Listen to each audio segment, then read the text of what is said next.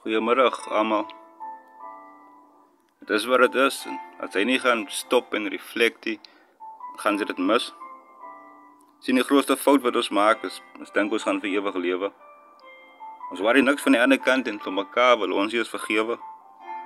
Alles is lekker in die lewe, but fight your battles. As die lewe jou upset het, ek is jammer, but ek accept het. Ek maak my eie foute, but ek wil ook eendag oud is. Sien, ons het memories, video's en foto's op die beach in die sonskyn en langs die gellyblik as het koud is. Met die grootste fout is, ons dink, ons moet weet, ons gaan vir ewig lewe.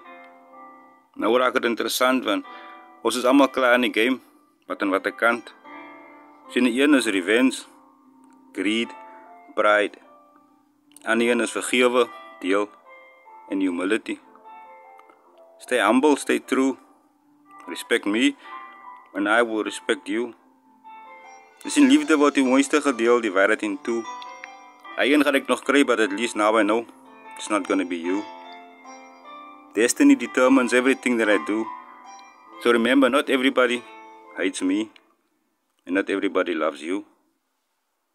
Dit is nie altyd makkelijk, but die lewe gaan aan.